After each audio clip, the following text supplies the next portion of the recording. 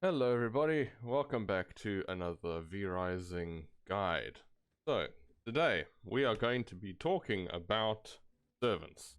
Specifically, we are going to be speaking about sending servants on missions and how absolutely insanely long it takes for them to get back from a mission.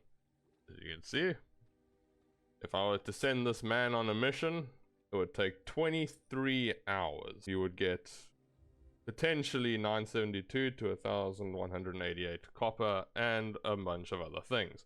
However, this timer is a little bit crazy. As well, on a private server, this doesn't tend to work very well, especially since this timer doesn't count down when you are not on the world. So, we can fix this. Unfortunately, not in the way you might think. This timer is directly tied into the game time, which is directly tied into real life time. So, unfortunately, during the testing I've done, I have found no way to reduce this timer. However, there's a trick we can use, which I will show you right now. So, as within the previous video, where I showed you how to edit the server, we're going to do another edit.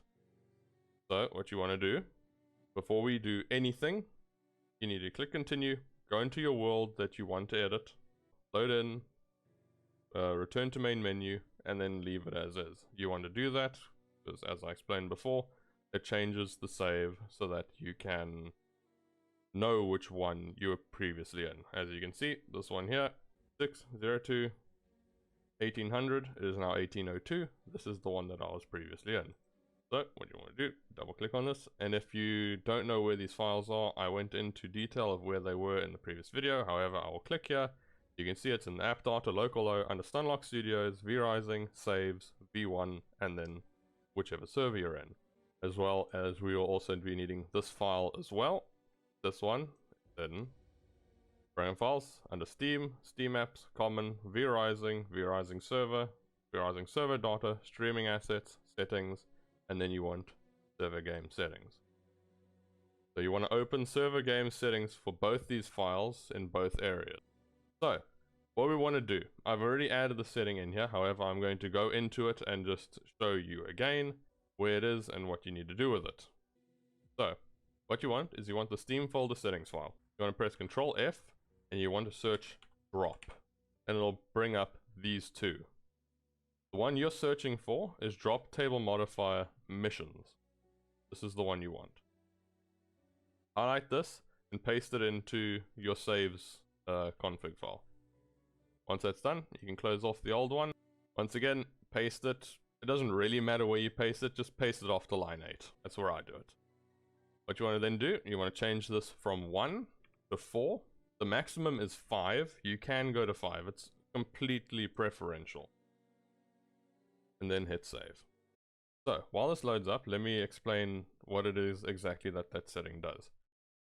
That setting modifies the amount you get per mission done by your little flunkies.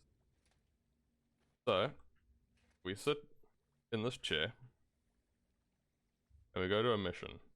You can now see that if I were to tell Edwin to go here, it is now between 3,888 to 4,700. So now what we can do is take this all the way down, and now we get pretty much the exact same resources we would have gotten on a 1 times from 23 hours in only 2. This is the method that I've been using in my worlds because it's the only way to minimize the hunt duration. I've tried various different things inside the config file to get this hunt duration to go lower, but it just doesn't. So 2 hours is the lowest I have been able to get it for now. So now let's get a quick PSA out of the way. There's a bunch of things that you need to be aware of when it comes to doing this. 1, the success chance has to be 100%. If it's not, there will be a chance, no matter how small, that you will lose your servant and all the gear that they have on them. I don't know what happens when a servant dies. I haven't tested that. I don't want to test that. However, hunt duration will then be 2 hours. Chance of injury unfortunately goes up by 10%, but there's nothing we can do about that. Actually, let me run a quick test, actually. Let me see if there is a way.